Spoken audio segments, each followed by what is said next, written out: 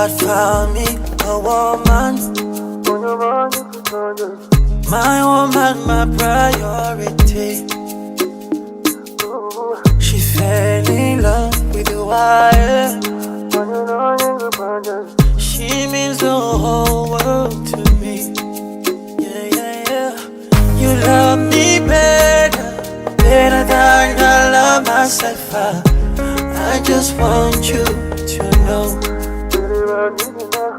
You trust me better than I trust myself. I just wanna give you love. Cause when I close my eyes, I know you are right here with me by my side forever. Do you know how much I plan for you? Oh, I pray for so long for you, darling. Be my forever, I promise to never lay you down, baby, this is my vow. I belong to you, you belong to me. I give you my heart, ooh, yeah. This is my vow. When you see the red, I be your umbrella. I give you my heart, this is my vow. Mapenzi yetu yatakuwa milele. Afrika dutangira amateraniro yacu na kuanza makusanyiko yetu mu izina rya Yesu Kristo. Natangirana n'indirimbo ya Dawudi. Tutaanza na nyimbo ya Daudi. Zaburi ya 46. Zaburi 46. 146. Turasoma mu izina ry'Umwami wacu Yesu Kristo. Turasoma katika jina la Bwana Yesu Kristo. Mutima wanje shima Uwiteka. Zaja nshima Uwiteka nkiriho. Zaja ndirimbira Imana yanje ngifite ubugingo. Mukiringire abakomeye cyangwa umwana w'umuntu wese utabonerwamo agakiza. Umwuka we umuvamo agasubira mu butaka bwe. Uwo munsi imigambi ye igashira.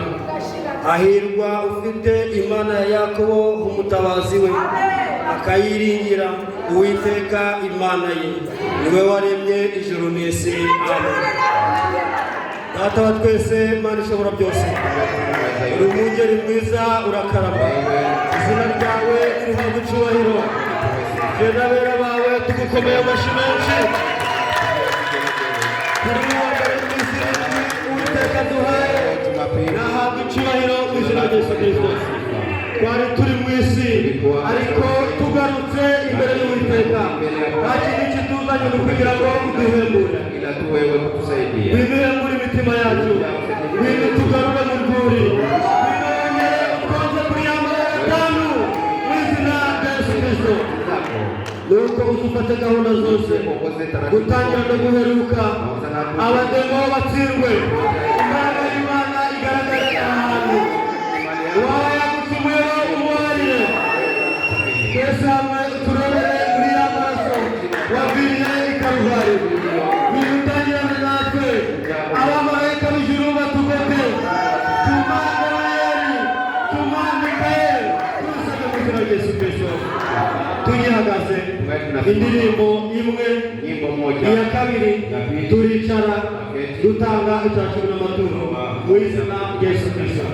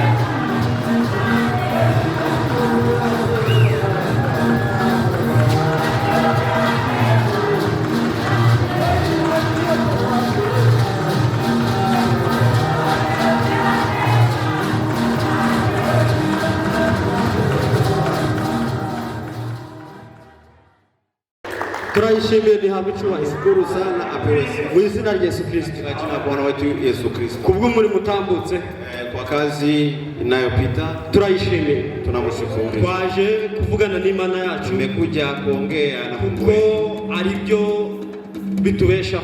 kwa sababu ndiyo tunayoishi. Nibyo bitubeshaho. Ndiyo hayo yanayotuishi. Muri kureba bamwe bari kwishima, Unaona wamoja wanafurahi, abandi baranezerewe, wengine ariko harimo n'abatanezerewe. na kuna wengine Ariko Bibiliya iri kuvuga neza iti mwishime cyane kandi wameelewa. Petero we babimubwiye, Petro walipomwambia hivyo arababwira ati ni wawe ni wewe ni mwabanje ni wakoze uliyemsulubisha, ndiye rero wakorana na Petero ni uri gukorana natwe uyu munsi, ijambo nawe ukamwizera nawe Imana umugisha mu izina rya Yesu Kristo. Nubona bashiki bacu na bene data bashagarutse, Unaona wandugu na wadada wanafurahi, we kwikanga usishituke nuko hari ibyo bari kwa sababu kubabwira, kuna ariko nakwifuriza ngo nawe ubyumve nkabo. na kuhitajia kusikia hayo. Imana ibahe umugisha mu izina rya Yesu Kristo. Ntabwo aricyo cyari cyanzanye hano, kuko ubusanzwe njyewe ntabwo ndi umupredikatere, nta nubwo ndi pasitoro, nta nubwo ndi uwo ndiwe, ahubwo nanjye ndi umwe mu mubare w'abana b'Imana. Ni mmoja wa watoto wa Mungu. Ariko hari undi musaza ubizi neza, Kuna mwingine iyo twagize ngo abibabwire, abatambagize, abageze aho mwifuza, kugira ngo buri muntu wese aharebe amaso ye. wapate kuangalia huko. Uwo musaza Ule mzee niwe uri bukore imikoro yose iri imbere yacu, niwe uyifitiye gahunda, anayo na utaratibu, araza kutwereka byose, ibindi byose bibateye amatsiko, niwe uraza kubibahereza. atakayowapa Mu isengesho rya mwene data Jonas, katika ombi ya ndugu Jonas, asabira igikoresho cy'Uwiteka kandi ahesha umugisha abatanze icya cumi n'amaturo. Tukiwakaribisha ninyi wote kandi tubakiriye mwese mbele ya Mungu, mbere y'Imana na mbele ya chakula n'imbere y'ibyo kurya, katika jina la Yesu Kristo.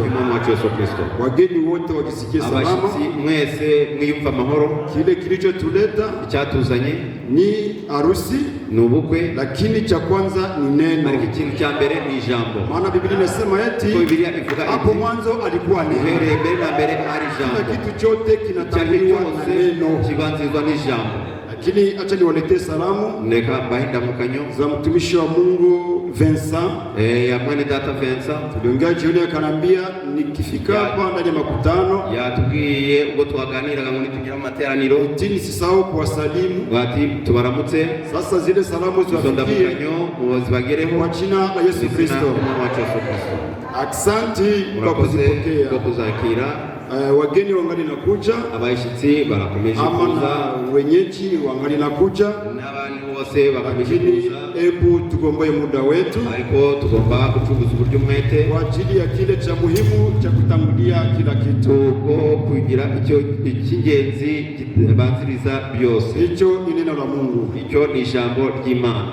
Tunaongeza wasihi, turongeye kubinginga, tunaposoma neno la Mungu, ubwo dusoma ijambo ry'Imana, ni bendera ya nchi, ni bendera ry'igihugu. Bendera ya nchi hakuna ambaye anaketi wakati inapandishwa, iyo rizamuka abantu bose. Kwa hiyo tutasihi kila mmoja wetu turinginga buri wese aweze kushimama kugira ngo abashe guhagarara taratibu yumvire wakati ya usomi wa neno la Mungu. Usomyi bw'amagambo y'Imana. Hebu tusimame, mureke duhaguruke. Tutasoma kitabu cha Isaya. Tunasoma igitabo cya Isaya sura 62 mirongo 62 6 hadi 9. 62 murongo wa 6 kugera ku 9. Tutasoma pia Isaya 21. Tunasoma na Isaya 21, lakini hiyo tutaisoma tukiketi. Hiyo turaisoma twicaye. Baada ya Isaya 62 nyuma ya Isaya 62 tutasoma Watesalonika wa kwanza sura 5 na Watesalonika ba mbere ice 5 16 hadi 24. 19 kugera 24. Lakini tutaanzia ndani ya Isaya, tutatangira muri Isaya 62 6 hadi 9. Turagira 6 kugera ku 9. Tusome kwa jina la Bwana Yesu Kristo. Amen. yewe Yerusalemu nshize abarinzi ku nkike zawe, ntibazaceceka ku manywa na nijoro. Yemwe abibutsa Uwiteka, ntimugatuze kandi ntimukamuhwemere, kugeza ubwo azakomeza i Yerusalemu akahahindura ishimwe mu isi. Uwiteka yarahiye ukuboko kwe kw'iburyo n'ukuboko kw'imbaraga ze ati, nukuri sinzongera guha abanzi bawe amasaka yawe ngo bayaye, n'abanyamahanga ntibazakunywera vino waruhiye, ahubwo abazayasarura nibo bazayarya. Bahimbaza Uwiteka kandi bazayengera, nibo bazayinywera mu bikari by'ubuturo bwanjye bwera. Amen. Watesalonika wa kwanza, Abatesalonike ba mbere sura 5, ibice 5 16 hadi 20.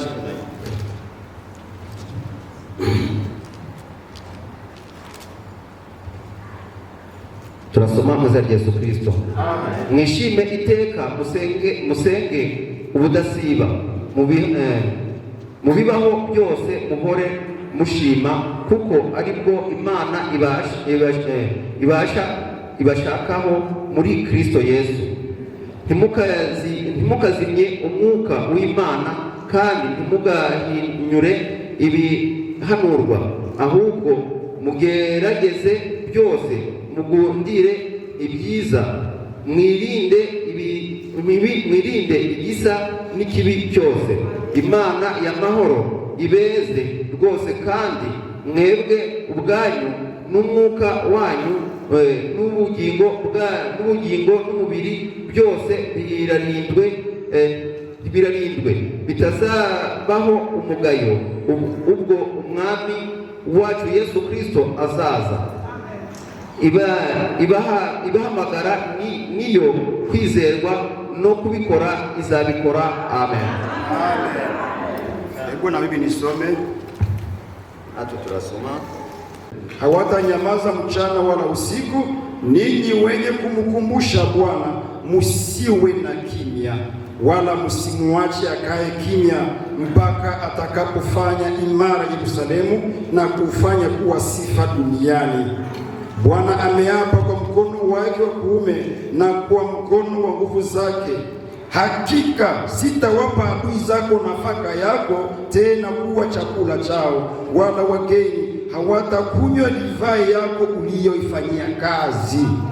Lakini walioivuna ndio watayoila na kumuhimidi Bwana, na walioichuma ndio watakaoinywa ndani ya nyua za patakatifu pangu. Amen.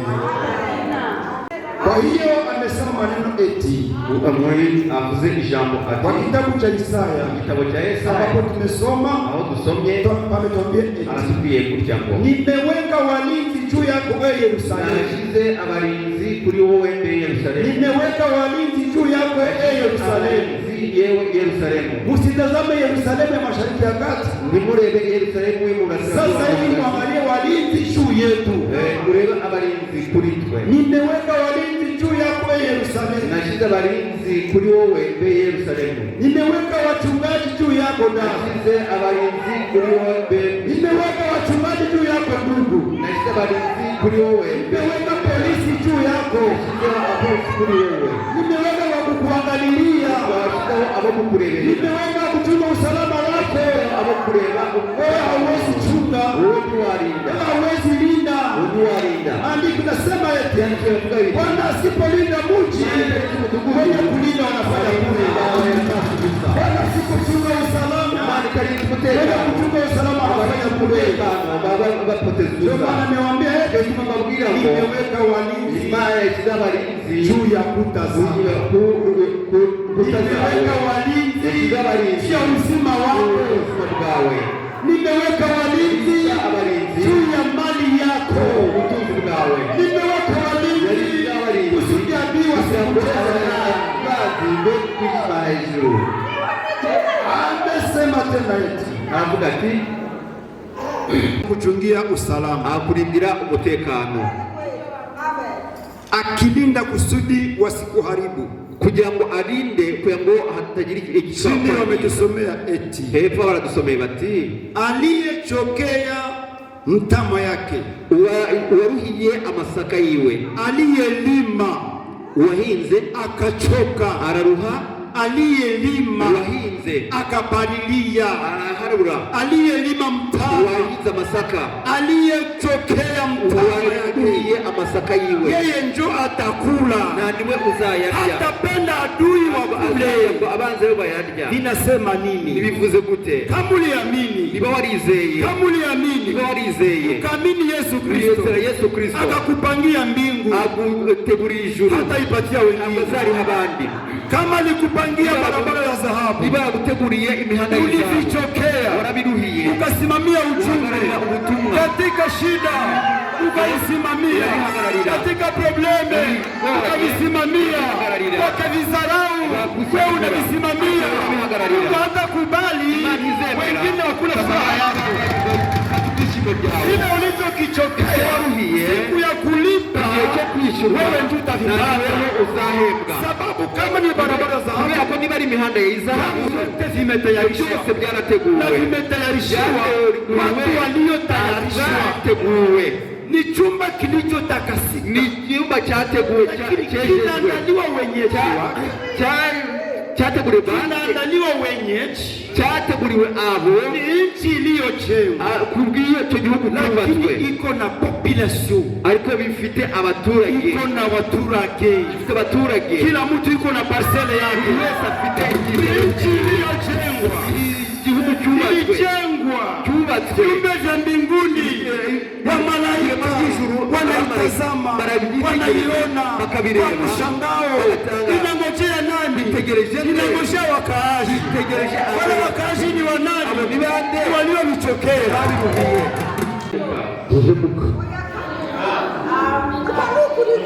Kihemuka ntabwo igihemuka.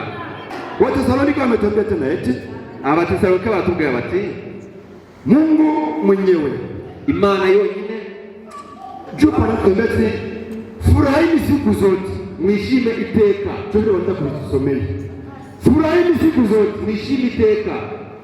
Tufurahi siku jedali fanya tu mariage, ese twishime igihe jedali wakoze ubukwe. Tufurahi siku mfuko inaviba pesa, ese twishime ko umufuka wuzuye amafaranga. Katika shida ufurahi, katika vita ufurahi, kama alikupiga ufurahi, kama alikulemea ufurahi, usuzuguye wishime. Furahini siku zote, mwishime iteka, kwa sababu ni mapenzi ya Mungu. Kubera ariko gushaka kw'Imana. Mungu mwenyewe, Imana yonyine awatakase, iweze, kama vile tulisoma ko badusomeye, Mungu mwenyewe awatakase. Mungu ni mwaminifu, Imana ni kwizerwa, aliwaahidia, yabasezeranije. Nani anaweza mshitumu kosa? Ninde wabasha kumutunga urutoki ngo rusimye amafuti, yahagarara akabivuga. Nani wakumshitumu kosa? Ninde wamutunga urutoki ngo kusema eti avuga ati alinikoseaga siku moja, yarabimukiye igihe kimwe. Hapana, na kama alivitenda, alitenda akisimamia neno lake, yabikoze alihagarara ijambo lake. Sababu alisema eti nimemkataa Esau naanze kwenda Yakobo, nkunda Yakobo. Biblia inasema pale kwa Warumi eti sasa Mungu anakosa, ese Imana irahemuka. Mungu ni mzalimu, ese Imana irakiranirwa. Mungu ni mzalimu, Imana irakiranirwa. Musikie ndugu, Imana irakiranirwa. Ulinzi bwanjye anasimama kwenye zamu, hagaze kwenye zamu, aho ngaho kwizamu ya ulinzi, y'umurinzi. Na wewe unapewa kazi sasa, nawe hawe akazi, unapewa kazi, nawe hawe akazi, unapenda ile kazi muyone, nawe ushaka kubona uwo muri. Tulivisoma twabisomye. Enyi munao mukumbusha Bwana, abibutsa Uwiteka. Enyi munao mukumbusha Bwana, abibutsa Uwiteka Kuna wanaomkumbusha Bwana hapa. Ese harabibutsa Uwiteka hano? Kuna wanaomkumbusha. Ese harabamwibutsa? Mutamkumbusha nini? Muzamwibutsa iki? Mutamkumbusha nini? Muzamwibutsa iki? Mutamkumbusha nini? Muzamwibutsa iki? Mutasema eti muzavuga gutya ngo Bwana wetu Imana yacu uliniahidia, waransezeranije, ulisema hivi, waravuze ngo, ulisema hivi, waravuze gutya, ulisema hivi. Sasa ahadi zako zinafika wapi? Amasezerano yawe ageze. Wenda ulize ule mulinzi, genda ubaze Sima kwenye zamu yake, yeye asinzi yake, hala lake akaryama. Ni nani aliendesha gari yako? Ninde wabashe gutwara imodoka? Ni nani aliendesha gari? Umuntu utwara imodoka. Ni nani aliendesha gari? Abatwara amamodoka. Ni nani? Ni mmoja. Ninde wigeze atwara? Ni nani aliendesha gari hapa kati? Ninde watwaye imodoka hagati muri mwe? Uwiteka. Nani aliendesha gari? Ninde watwaye imodoka? Uwiteka. Sasa kama Mungu haendeshe gari yako, niba Imana itayobora imodoka yawe, si itashira mverse mara moja. Itashira mverse. Imodoka yawe yabasha kwibirindura. Kama Mungu akamate mingini yenu, Imana itarinze imiji yanyu, sitabomoka, yabasha gusenyuka. Bwana siposhenga, Imana itubatse, wenye kushenga abubatsi baba batakaza umwanya. Hiyo kazi ambayo munapewa ni hii. Umurimo muhawe n'uyu, ni pale tulisoma eti, naho twasomye ngo, enyi munao mukumbusha Bwana, yemwe abibutsa Uwiteka, musinyamazi, nimuceceke, musimunyamazie, nimuceceke, mpaka atakapotimia, kugeza igihe azashitsa ibyo yasezeranije. Ile kazi mutaifanya, umurimo muzawukora, ile kazi mutaitenda, umurimo muzawukora, muendelee kumkumbusha, komeze mumwibutse, mwambie sasa mbona siku zinaendelea, ibihe biragiye, siku na ambacho ulisema juu yako, nibyo wavuze kuri nje, siku na ambacho ulitaja juu yako, nibyo wavuze kuri njewe. Sasa maisha yangu natamani yabadilike, imibereho yanjye ndashaka ngo ihinduke. Kwa hiyo ninyi mnao mkumbusha, abibutsa Imana, mnaendelea kupewa kazi, mukomeje guhabwa umurimo. Mungu abariki kwa jina la Yesu Kristo. Imana wamugisha mu izina rya Yesu. Tunaongea eti, tulikuwa tunazungumza eti, tuganira ngo Mungu hakose, Imana ntihemuka. Ya msaidizi wa kufanana naye. Amen. Tunaweza keti.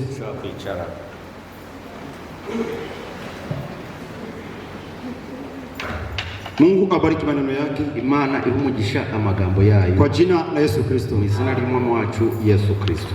Tumesoma eti, turasomye gutya ngo, Bwana Mungu akasema eti, Imana iravuga iti, si vema huyu mtu byiza ko awe peke yake, aba wenyine, nitamfanyizia msaidizi, reka muremere umufasha, anaye mustahili, umukwiriye. Hapa sasa tutakuwa tukiambia eti anayefanana naye, kandi usa nawe, anayefanana naye, usa nawe. Ndicho neno tunatazungumza, ndicho kichwa ya maneno, niwo mutwe w'amagambo. Anayefanana naye, usa nawe, anayefanana naye, usa nawe. Ile kufanana ni namna gani? Uko gusa ni gute? Ni mzungu kumuzungu? Ese ni mzungu kumuzungu? Hapana. Oya. Siye mzungu kumuzungu. Hagari mzungu kumuzungu. Ni mwenye kuwa na sura ya hivi? Ese ni ufite isura? Hapana. Oya. Ni mtu mwenye kuwa na mistashe? Ese ni umuntu ufite mistashe? Oya. Nitamfanyizia msaidizi, zamuremera umufasha, anayefanana naye. Usa nawe. Wanafananaka namna gani? Ese basabate. Na kwa nini shida leo ziko nyingi? Kubera iki uyu munsi none hari ibibazo? Kwa sababu gani shida zinaweza kuwa nyingi katika mafamilia? None biriho mu miryango. Shida moja tu inayoleta matatizo, inayoleta matatizo na Amerika, muri Amerika, inaleta matatizo Afrika, kikazana ibibazo muri Afrika, inaleta matatizo ndani ya nyumba, ibibazo ndani ya makuple, cyangwa se mu mashirahamwe, ndani ya makuple, cyangwa se ndani ya watu walioana, mu bantu bashakanye. Shida ni moja, ikibazo ni kimwe, ni kutofanana, nuko badasa, ni kutofanana, nubudasa. Sasa watu wanafananaka aje? Ese abantu basaba, ndicho tunatasema kwa muda mfupi, kugira ngo tuvugeho, kisha tusimamishe dada yetu, kisha tuhagurutse abageni bariki ndoa yao, kugira ngo duhumugisha ubukwe bwabo. Tutauliza maswali, lakini kwanza tuanze waambia, ariko twababwire ngo kufanana naye ni vitu gani? Ese gusa nawe ni gute? Ile kufanana, uko gusa sio sura nyeusi, ari ukwirabura, sio sura nyekundu, cyangwa se gutukura, sio sura ya aina gani? Isura isagute. Ile kufanana, uko gusa ni kuangalia wanakutanisha, nuko babahuje tabia, imico. ile ndiye kufanana. Ni ile ndiyo kufanana. Niko gusa. Anayefanana naye. Usa nawe. Sasa nataka tena uliza. Ndagira ngo kama anaoa ama wewe ukeoa mke. Ese wewe ushatse umufasha. Ukishamuoa wewe nikisema unamuoa ukiwa mulozi. Niba umushatse uri umurozi, unaoa ambaye hapendi ulozi, ukarongora udashaka uburozi, mutaelewana? Ese muzumvikana? Mutaelewana? Ese muzumvikana? Kama sasa mmoja anakuwa mulevi, cyangwa se umwe niba ari umusinzi, mwingine anapiganisha ulevi, undi arwanya ubusinzi, wataelewana? Ese bazumvikana? Kusudi aelewane, kugira ngo bumvikane, sababu mmoja atasema eti nuko azavuga ati niko nataka enda iba, cyako yakwiba, sasa nitofanye namona gani? Ese no dukore dute?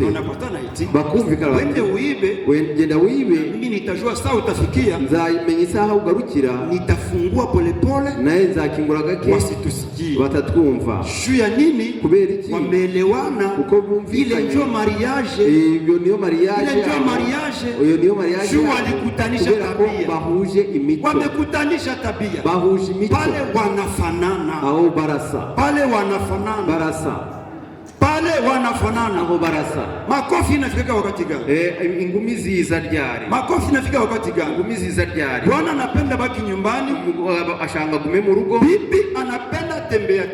Umugore agashaka kugenda. Ataenda fika kule alewe, azagiria akunye, afike akitembea. Agenda gutya. Akitafika katika ile nyumba, nagera muri iyo nzu, watajenga, bazubaka. Munijibie watajenga, bazubaka. Ukwe na shibu enyi mulio wana. Abashatse mwegerageze, hawataelewana, ntabwo bashobora kuzumvikana. Nitamufanyizia msaidizi, zamuremera umufasha ambaye anafanana na usa nawe, ambacho anapenda, icyakunda. Kama kumbuka anapenda viazi, kumbuka akunda ibijumba, akija akisema anahitaji viazi, niba vuze ati nkunda ibijumba, akute mke wake anavitayarisha, nawe yamaze kubikora. Ile wanafanana, aho barasa. Wakienda kunywa, niba bagiye kunywa, wakirudi wasikamatane ndani ya makofi, batabasha kufatana, unatoka wapi na mashati, sababu walikuwa pamoja, walilewa pamoja, hawatagombana, ntabwo bazarwana. Walikuwa mmoja ku hoteli, bari kumwe, ntabwo bazarwana. Kumbe anayefanana naye, usa nawe, ile njo mariage. Uko ni go gusezerana. Akipenda message, ayakunda ubutumwa, naye anapenda message, nawe akabakunda ubutumwa. Akipenda ujumbe, na mwingine apende ujumbe, nawe akunda ubutumwa. Yesu nakasema hivi, musizani nilikuja leta salamu, nibugira ngo naje gutanga amahoro, nilileta upanga, naje nazanye inkota. Lakini bali katika imani, ariko ni mukwizera, ndani ya walioana, abashakanye, bali natakia wakuwe saba kwa ngo wanapatana katika tabia, mumico, tabia zao zikiwe ziko sawa, ibe ihuje. Uya kipenda hiki ni mukuya kuna, na akipende nundi nawe akisema twende droite, niba tugiye naye aende droite, akisema twende gauche, naye aende gauche, akipenda kuvala kanzu, naye apende. Ndio nilikuwa napenda kuvala kanzu, naye ndio naisha kuambara. Lakini akinunua kanzu, ninasema napenda nivale kitenge leo, ile nyumba hawatajenga, itakuwa ni njia mbili. Ukipenda viazi, napenda muhogo, hamutaenda pamoja. Kumbe naomba wafanane kugira ngo bae basa. Kama hii mshwara ni mweupe, niba uyu mshwara ari umweru, inatakiwa kama kipande kimoja kimekatwa, niba igice kimwe gikuweho, wakipenda ikuwe tu hii, niba bashaka kugira ngo gikomeze gusa gutya, ni kutafuta kipande kilichopatoka, ni ugushaka ikindi gice cyahavuye. Kama haupate kile kipande, niba utabonye icyo gice, kila mtu ataviona, buri wese azabibona. Lakini havifanani, ariko ibi ntabwo bisa, havifanani, ntabwo bisa. Shu hata unafanya aje, niyo wakora gute, ngoja niwaonyeshe, reka mbereke. Tunamaliza, turashoje, turashoje. Natamani niwaonyeshe kitu, ndagira ngo mbereke urugero. Unaona hii karatasi, murareba uru rupapuro, sasa ningekata hivi, nduciye gutya, unaona kama haikatike vizuri, urabona ko rudacitse neza. Kama hii ninaitupa pembeni, ndutaye ku ruhande, ukitafuta mwenzake wa hapa, ushaka igice cya hariya hautakufa ipata, ntabwo uzapfa kukibona. lakini kama unapata hii, ariko ubonye iki utaiunganisha, uzagihuza byongere bibe urupapuro neza, bizaba rwa rupapuro. kumbe natakiwa upate hii, kumbe birasabwa ngo ubone niba iki kitabonetse ni ikibazo. kila mtu ataona, buri wese azabona ko hii nyumba inajengewa pabaya, iyi nzu yubatse habi, hata walioona lakini habiendeke, ubwo bashakanye ariko ntabwo bigenda neza. polisi zitakuwa kila siku kuramura, polisi zahora ziza gukiranura, lakini waliokutanisha, ariko abahuje wanakutana wakiwa sawa, huza neza, hakuna fujo katika ile nyumba. nta rusaku ruzaba muri iyo nzu. Kwa nini fujo katika nchi? Urusaku ni kutoelewana, kutumvikana. lakini katika nyumba zetu mu mago yacu Mungu ndiye mshengaji, Imana niyo itubakira. tunaweza muomba yetu twamusaba ambao tunataka kusudi tuweze kuombea baraka, wawe wakikutanisha. Kitu gani wanawindaka? Ni kuoa tabia, ni kuoa tabia ya musaza w'umukobwa akuje kusema kama vile kaka yake Rebeka alisema, uko musaza wa Rebeka yabivuze, akasema eti ndiyo nimemtoa. Aravuga neza yuko ari ukuri. Tunahitaji kaka ya kijana atushuhudie wazi kama kweli ndiye ametoa msichana, ariwe utanze umukobwa. nje nitwa Irumugisha gushyira umushiki wanjye ku izina ry'umuryango Sharon na Musanze Muhayi Kideo. Mbona mfurahi?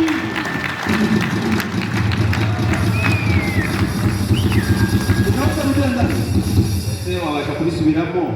Ese ntabwo yabaye aguhinduriye, anakuletea mwingine, akuzanira undi. Anaweza kuwa na ndugu zake wadogo wake wenye kufanana, ashobora kuba afite abandi basi. Mfungue kama macho wote tujue kama ni wako.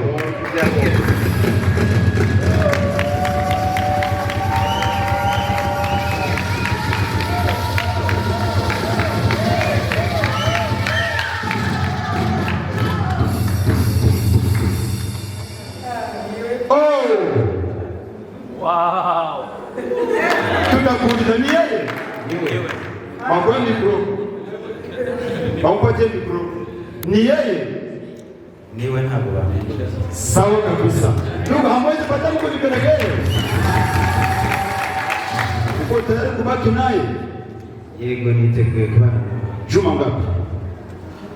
Ibihe byose. Aseme siku zote.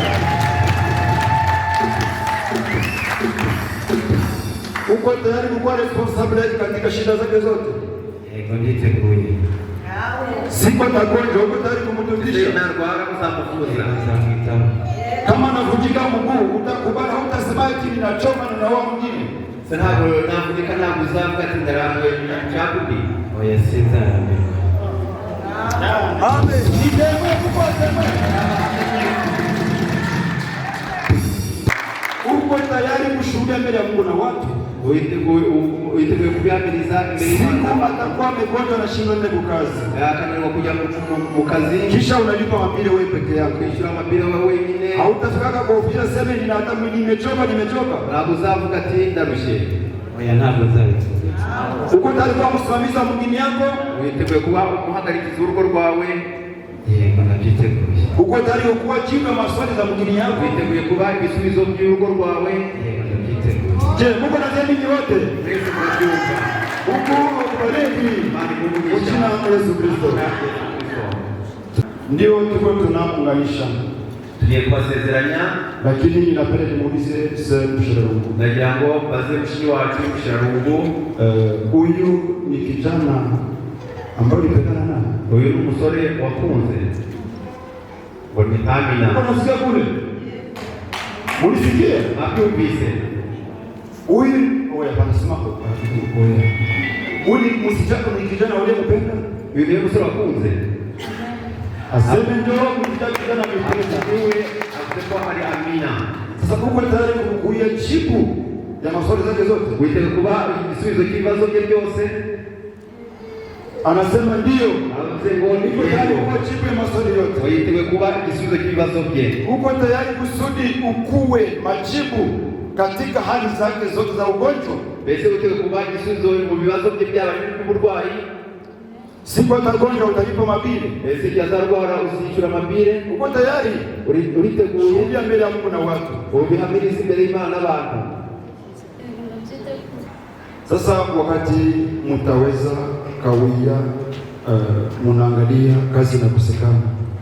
Ese imirimo ibashe kubura, unaona maisha yanabadilika, kubona imibereho. Uko tayari kuvumilia katika umaskini? Uzihanganira ubukene bwe? Eti atavumilia. Asante. Mungu abarikiwe na wabariki mjina la Yesu Kristo. Lakini sasa wakati tunamaliza, tusiende mbali. Tusiende mbali. Hebu tukamate step nyingine. Ni kimenyetso kugeza iteka ryose. Lakini bwana mnyamaza, mshukuru Mungu. Hakika pesa ni yote mkiona. Hakika pesa ni yote mkiona. Huyu ni mke wake. Huyu ni mgore wiwe. Ni alama ya kwamba agano waliopeana tumeiona kwa wazi. Hakika pesa ni yote mkiona. Hakika pesa ni yote mkiona. Huyu ni mke wake. Huyu ni mgore wiwe. Ni alama ya kwamba agano waliopeana tumeiona kwa wazi. Ona mnanyamaza, mshukuru Mungu wa mbinguni.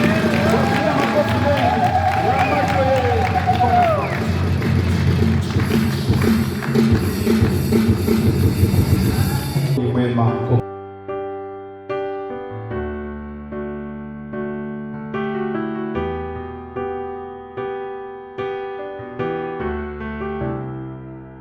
I could see it in your eyes from the moment we first met. There was something different about you. I couldn't see myself without you. Now I know what it is that makes me love you like I do. It's all that I've been longing for. I don't have to look for it anymore. You give me something to believe in, a hope that I can build on, a trust and a devotion. I'm caught up in it. Bigaragaze abantu kuba abana ingeri nyinshi nabo bamanzira bashaka gota turabatirana hanyuma bakoze wabaye cyane reka nsome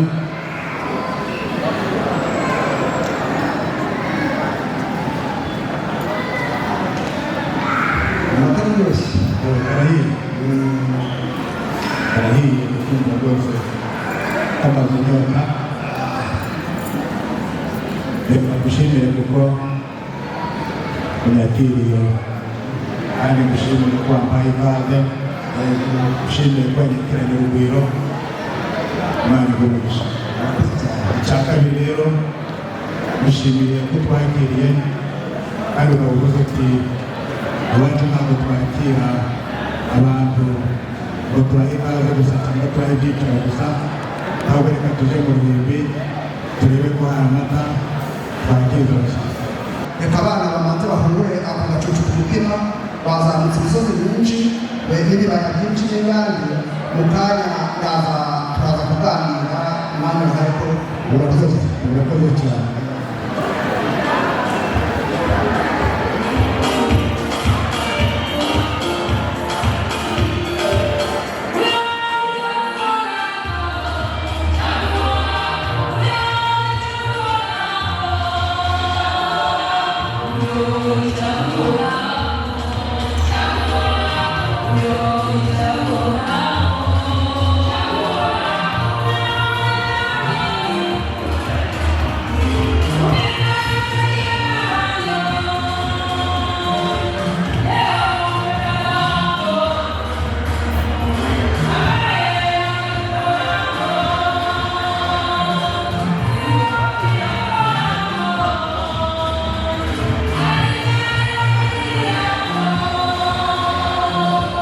Amen.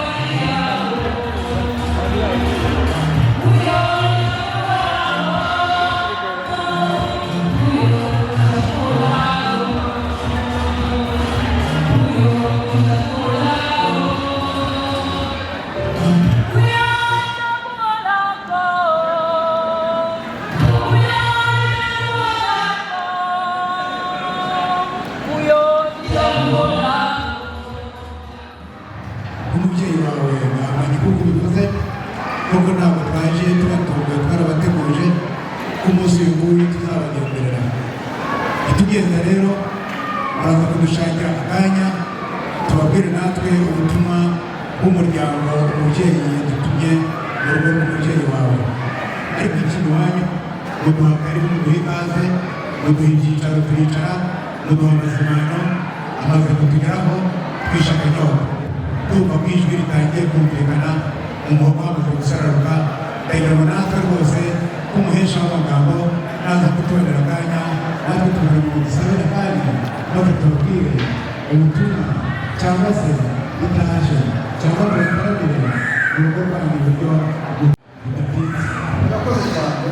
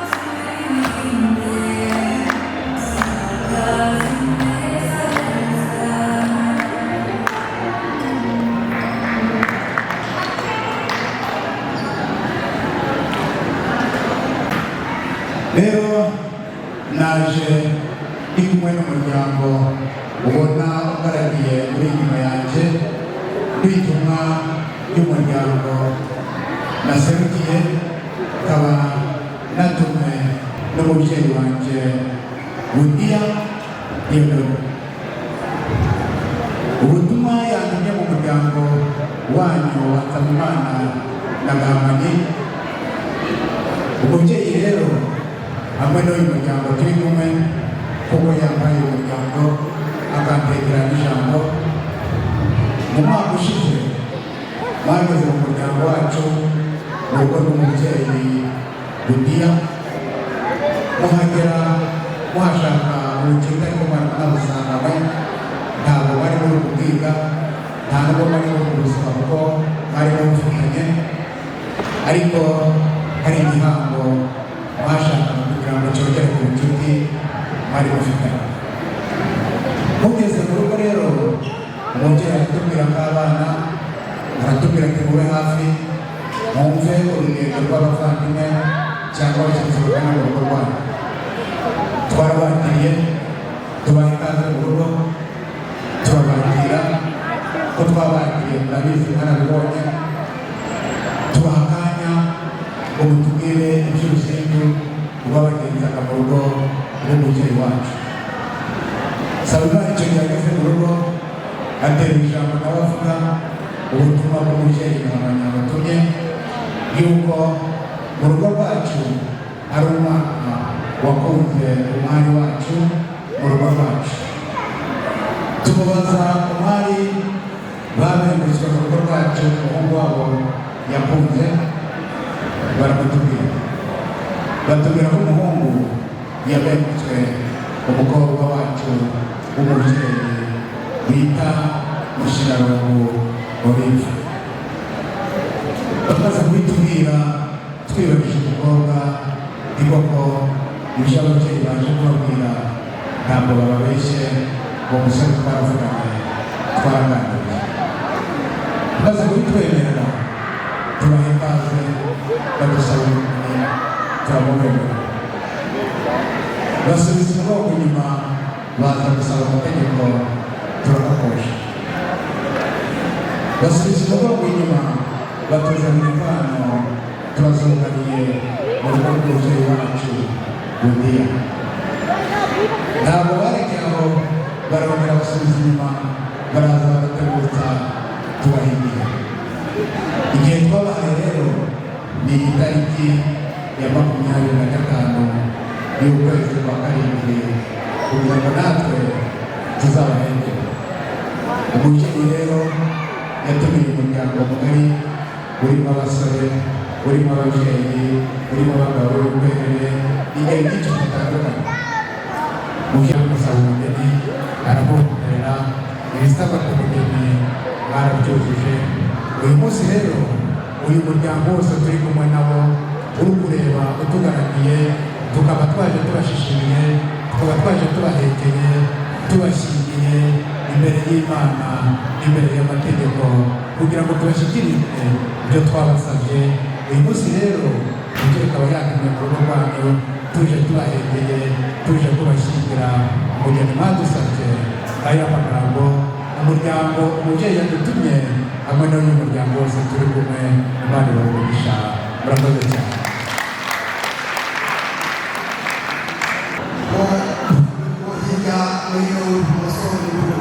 Ariko ayo mashyi ntabwo isaba ayandi, abantu bicaye mu mashyi asabwe igihugu cy'Rwanda. Murakoze cyane, niho tubishimiye. Uko mwumva amagambo tutavuze gatutse umureba ni mama nanjye ndi nyange n'imika.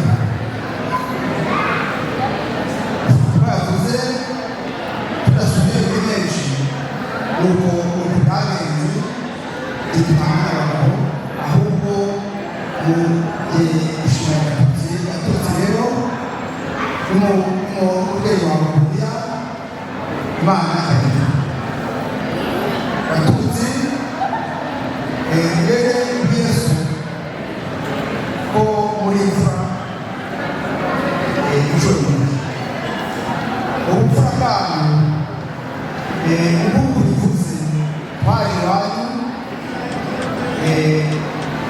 tuzi Imana yakuranye n'undi bakundanye arabitubwiye twumva tujye tumwashaka arabihabwa, kandi ni kazi ka muntu kuturaha twese twakomotse wakomotseho nakomotseho. Ubwo naje iwanyu nuko bavuga natwe natwambaye natwimbiye ibyo mvuze byose taratujije none kamaze uwo ni we ari gushobora haza kubwiramo turakoze none gatutsi Yesu Yesu ka aheba yaho neza rero ubundi nzamutwara cyangwa ibintu kuko muri mvura bigahinduka kandi uzasazana amata uzinde guhinduka Imana iguhisha. Murakoze. Rero umubyeyi murakoze cyane, umugeni twamushyikirije ageze mu maboko yawe, ni abana bahuye ari babiri, uzaba n'umubyeyi uzahane gira inama kandi ibyo mbikuziho nzi yuko nta kenda kunanira ufatanyije n'Imana kandi kuzagira urugo rwiza. Tubashimiye ishyaka ry'irwe, murakoze cyane. Murakoze cyane. Naje muri ubu rugo ntabwo ari bwo bwa mbere. Burya iyo yaje umwana agasanga abanyasenge, asanga abanyamakuru, abo bose ni ababyeyi, nzamufata asanze abandi bana, asanze bakuru be, asanze barumuna be, nzamurera nk'uko nareze ku mugenzi we. Ibizananira abana ni abanjye nawe, ibizananira byarenze nzagutabaza nawe utabare, kuko abana turabasangiye. Ubu twubatse umuryango mugari, ntabwo ari umuryango wanjye gusa, ahubwo ni umuryango wanjye nawe. Imana imuhe. Murakoze cyane. Imana imuhe. Barakoze cyane ababyeyi baganiriye neza. Umugezuru n'ukuri, hanyuma mujyana imbere gatoya.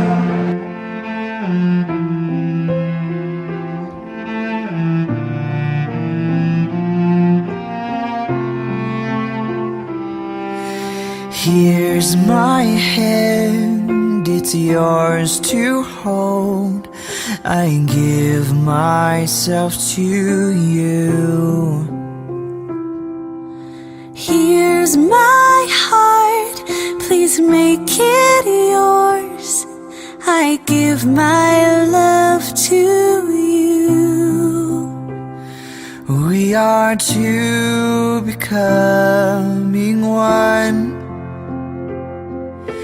Here I am, here's all of me.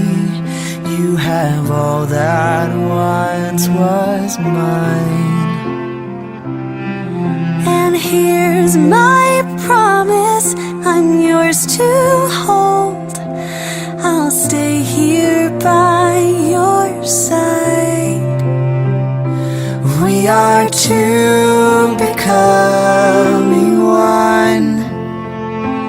We are two becoming one. May what He's joined be not undone. May our love put Christ on display. When we're weak and when we're strong, when it's hard to carry on, oh God, we want your love on display. We are two becoming one. Here's my life, I lay it down. I give up myself for you. And here's my will, I submit to you. I will follow where you lead. We are two becoming one. Here we are, we're yours and yours alone, God. Here we are. May what you've joined be not undone. We want the world to see your love through us. We want more of you. We are two becoming one.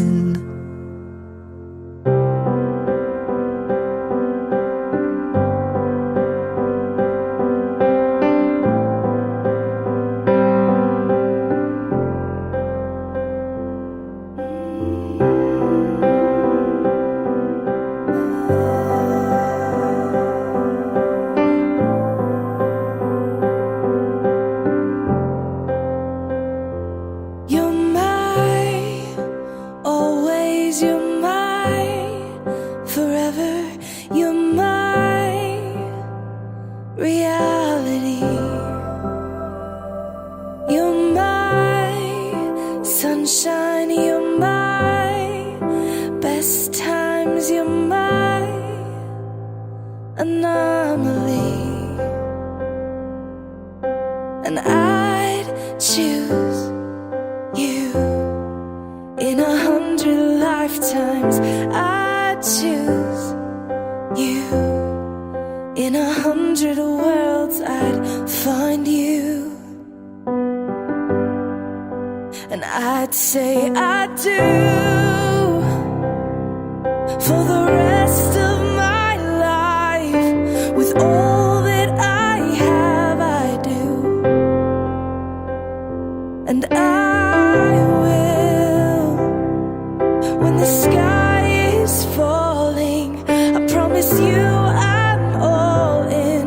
No turning back. And every day,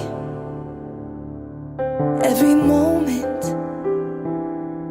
every breath you take,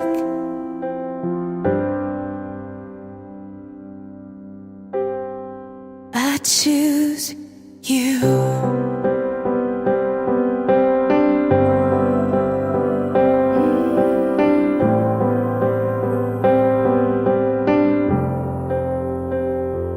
This is more than just a wedding.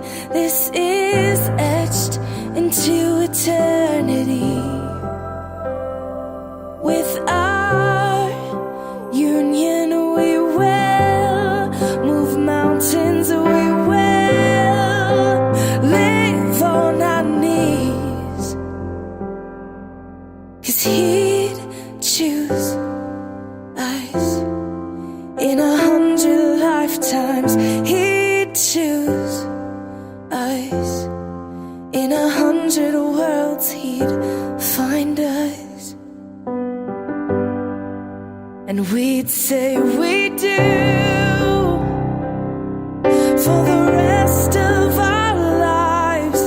With all that we have, we do.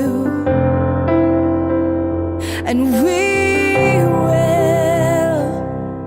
When the sky turns black and he comes back riding on the clouds.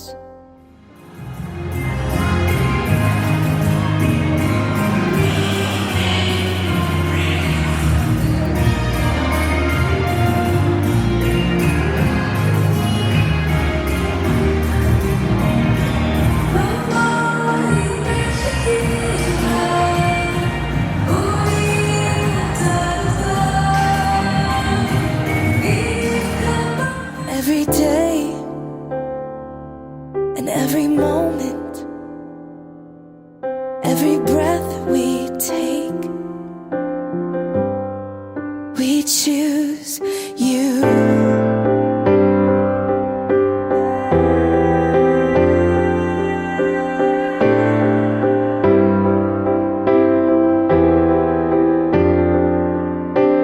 Look into my eyes, dear. Look into my eyes, dear. 'Cause this is where it starts. Yes, this is where it starts. I'll give you my whole heart for my whole life.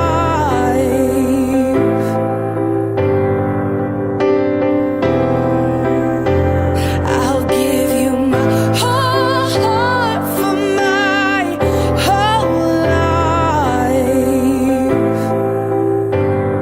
And this is where it starts.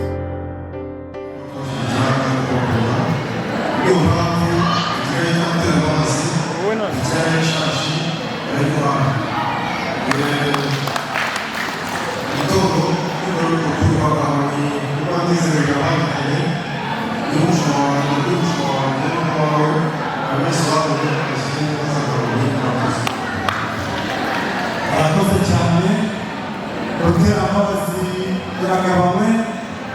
Arakoze kandi akagira mujeni. Murakoze nishimye ibirori by'umwana wacu.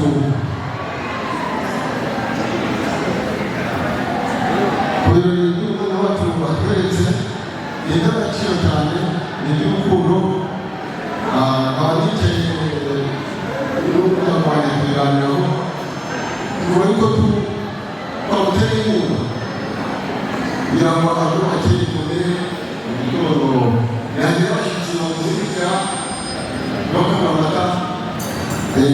azaba kamere agire ubu nanjye bafite yari mishashi bayibahaye yibiza bayibahaye uyu munsi atahanze ntabwo babera n'inzira atahanze muri gutoza imbere abakozi cyane neza itamusenyi abakozi bakagira umubyeyi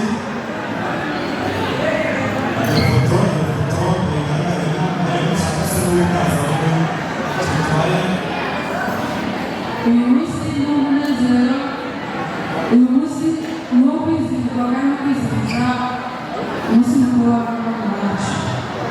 Ni ukuri Imana yahabwa icyubahiro, intambwe bateye Imana bakoresha kandi izabakomeza mu rugo rwabo, urugendo batangiye bazakomeze, Imana izabakomeza. Rero bisa nkaho ariko ntabwo igenda nta nkongoro, ntabwo igenda nta njinshi, nanjye nyina ntamuhaye inkongoro nyinshi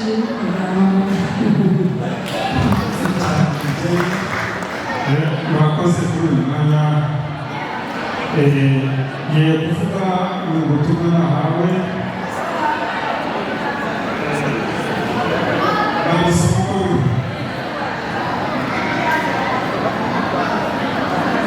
ati ni mukuru wa video Zayikora abitwa Faida Musa kubera ibyishimo by'ubukwe na murumuna wanjye azanakundutse mu rwego rwo kubashyigikira nk'uko bigenda mu muco wacu. Faida n'umuryango we babagamiye uburyo bwo gutuma abashyikiriza iyo foto ifate Faida zabo n'ubutumwa yatanze bageze ku bugeni. Iyo foto yitwa igiramo umwanya wa Faida kubera ubutumwe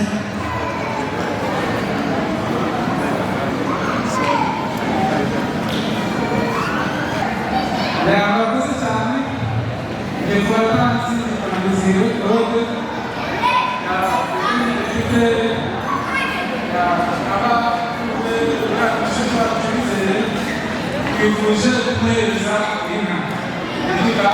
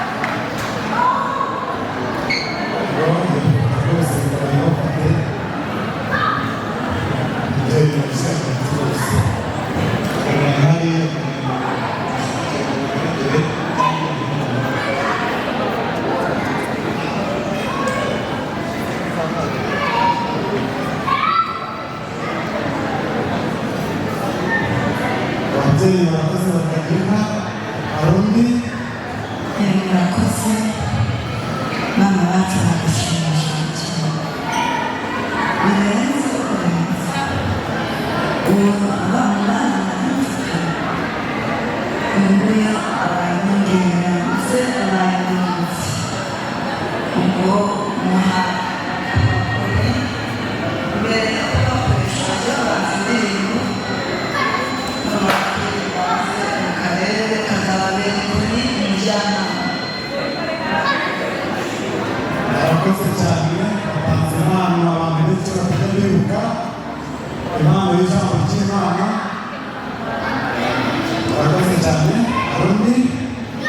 Murakoze Imana.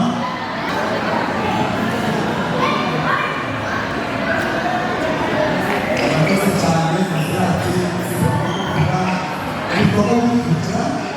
Murakoze cyane mu mazina yitwa Magera Muromba, abandi parene wa mwene data acitswemo amategeko ubwo natwe tukaba aricyo twabateguriye n'amabara abiri bahereza bari buyasome nibagira ijoro ryabo cyo basanaho ijoro ry'icyo n'ibanga abo murakoze cyane. Turapfundikira amatsiko ariko ajya yifuza kuvuga nawe mbese kurya mbese nawe mbese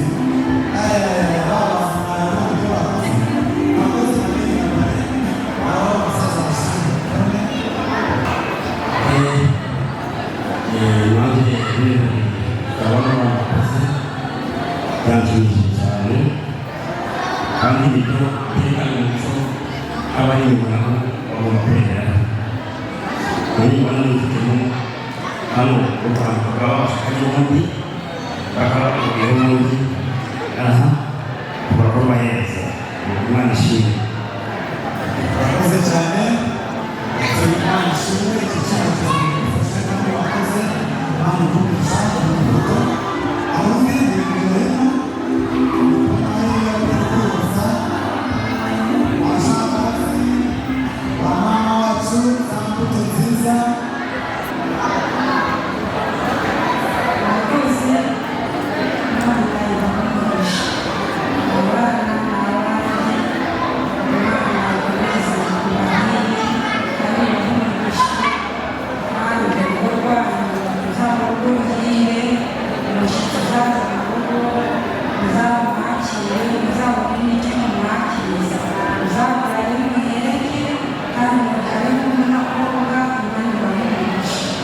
murakoze cyane tugiye mu mwanya wa nyuma wabo agiterane abifuza kubikera basinze kuvuga ntatoranyije abizi mwese mushoboye kuvuga ariko mutoranyije iyo duhaye umwanya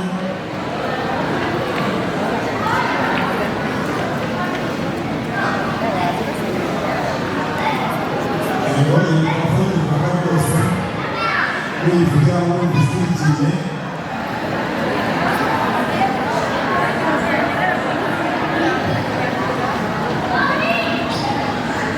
Murakoze cyane twagiye kubashimira umwanya waduhaye umutima wabakoze natwe turaje kumuryango ba nyina wabo tugiye gushyigikira umwana wacu kugira ngo tumushyigikire mu bigo bishya agiye kubaka none twamuteguriye impano iri kureba harimo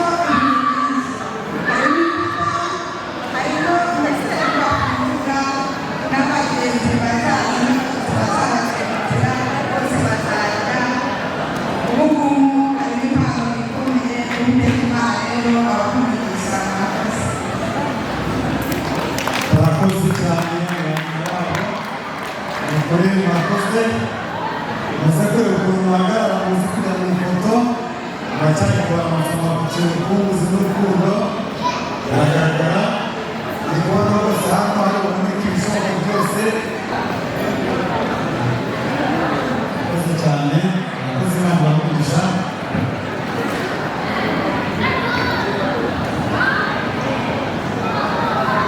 Abaye umwanya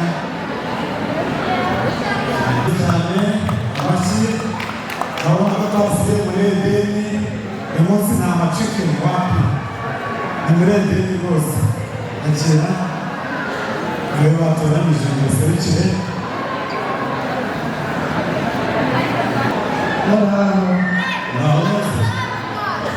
Muraho neza turashima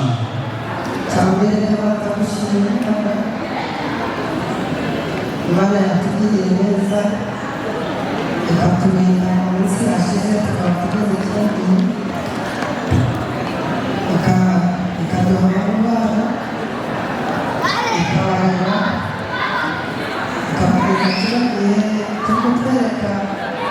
ibirori kandi tukaba tubazaniye imbuto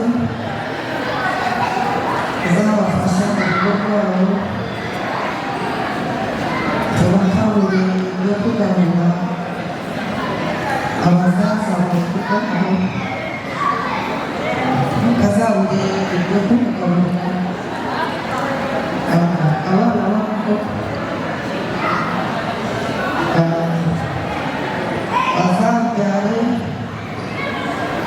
muri gakondo. Imana ahe umugisha w'iburyo n'uw'ibumoso, niwe mugisha dusabiye, Imana ishimwe. murakoze cyane. Mubafashe pare na marene muze kubafasha kugira ngo ifoto yanyu yabo igaragara neza, mubona nk'aho bihishe mugerageze kuberekana. Ntabwo reka tubafasha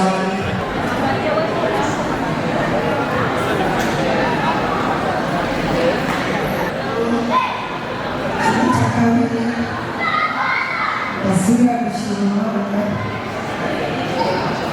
yaturinze twese tukaba twirengagiza kuri Imana ishimwe. Ni muhaye kuzabafasha mu rugo rwabo. Imana ibaha twese. murakoze cyane. Ndi kubona itsinda yego nawe n'itsinda kugira icyo uvuga, ariko mu nshamake ntabwo nshamake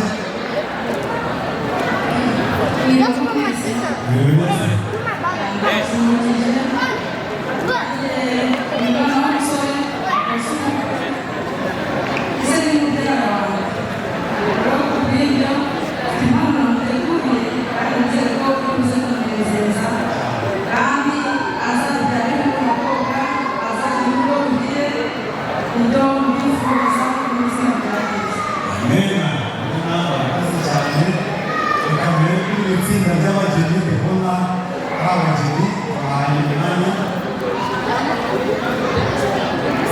mwebwe nzi ko mutajya kuvuga byinshi, muvuga muri make kandi mukumvikana.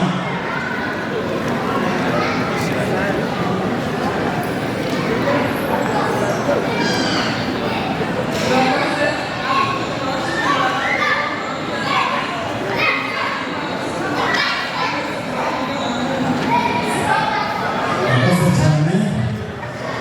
Mbere yuko tujya kwambutsa hakurya imbere hano kuvuga cyangwa murabari mpamvu, murakoze murabari mpamvu mwese mubihuriyeho cyangwa mwifuza kwicara. Yego reka tujye kuri ibi bintu nawe bitewe n'aho yego twabaye umwanya mwifuza kuvuga.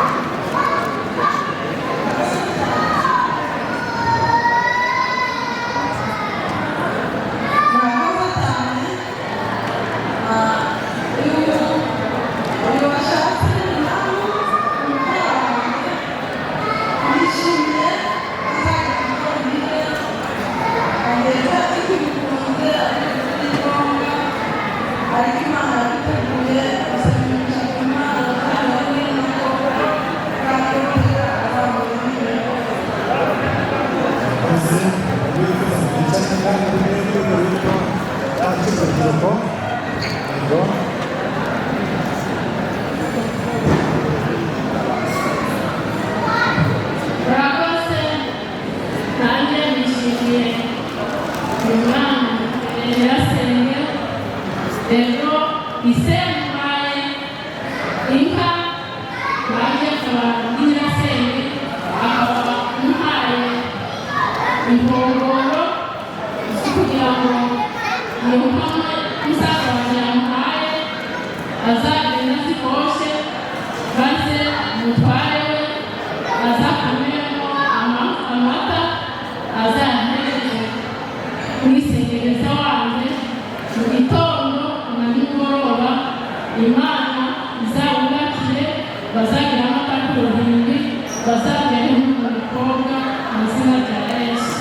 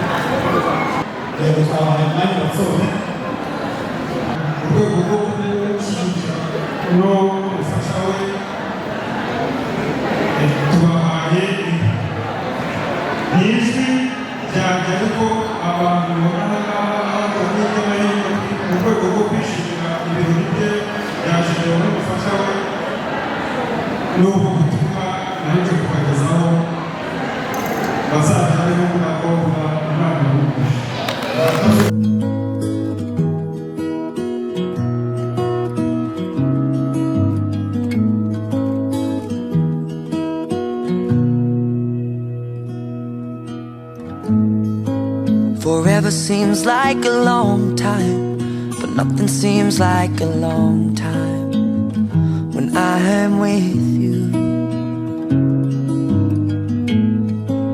I feel like I'm walking on water since the day that I asked your father to let go of his daughter.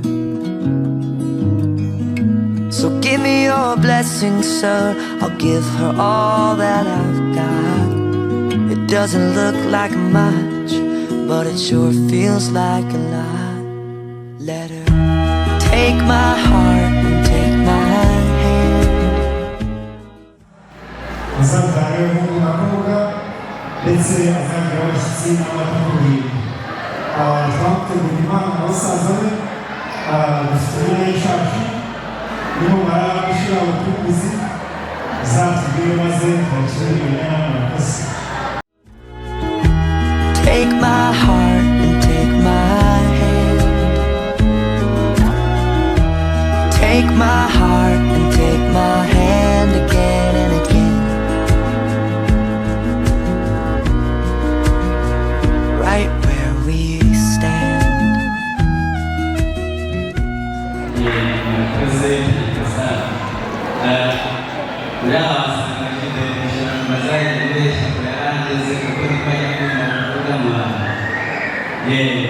Rero bishanguye ni mushiki wanjye nyine twabanye igihe kirambye cyangwa se ntabwo kirekire tubana n'umwana wari ufite cyane yanjye ndetse anamenyesha ko hagari igihe cyane rero mu bigaragara yubatse urugo agubakanye na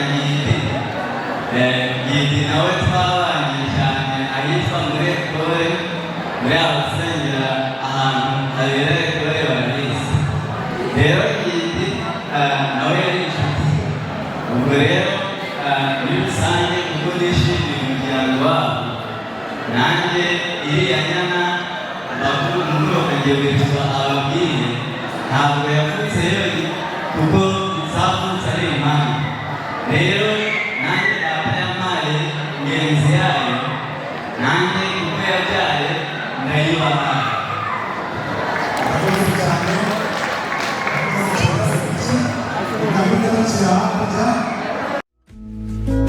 I never really know what love is, but whatever it is, I feel it in your kiss.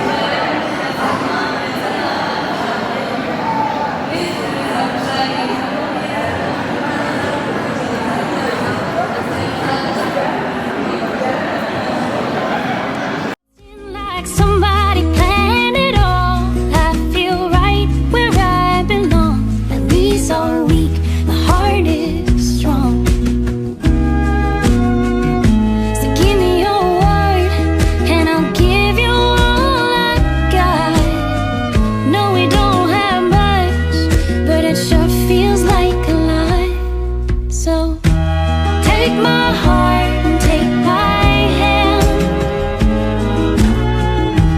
Take my heart, take my hand. Take my heart and take my hand again and again. Right where we stand. Take my heart, take my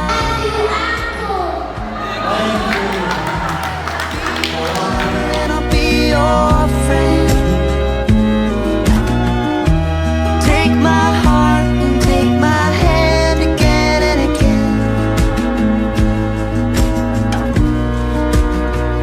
Right where we stand.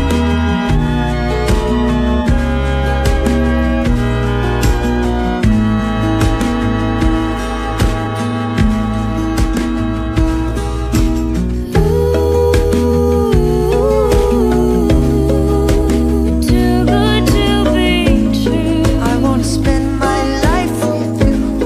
I wanna spend my life with you. Too good to be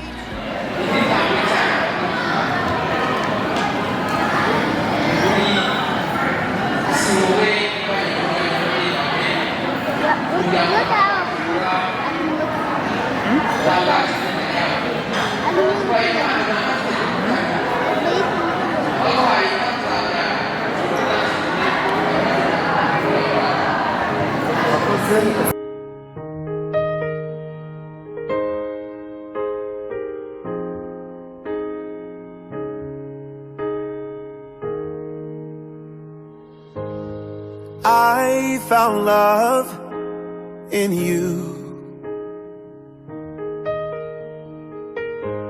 and I've learned to love me too. Never have I felt that I could be all that you see. It's like our hearts have intertwined.